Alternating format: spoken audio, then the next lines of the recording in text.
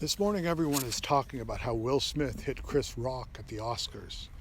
No one is talking about the chunk of ice the size of Los Angeles that broke off Antarctica.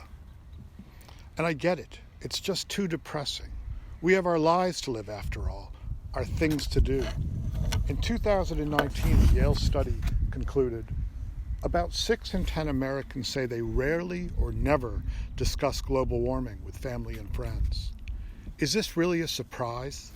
2 of my closest friends often respond to my book suggestions with a question. Is it depressing?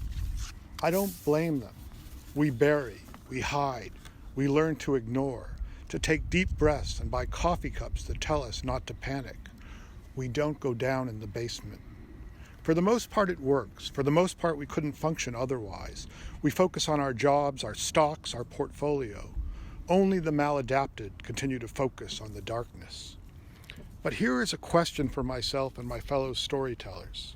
How will people look back on the literature of our time if it does not address our major existential issue? By literature, I don't mean propaganda, nor do I mean fact-spewing book reports that read like television punditry frozen into print. The sentences are not sloppy enough, too uncomplicated. They are not big enough. The language does not rise to the challenge.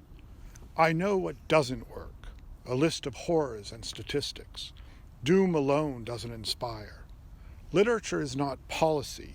Writing about climate over the last 2 decades has been frustrating. I think this is in part because as a writer, my goal is to show what is, not what I hope will be. I am not a politician.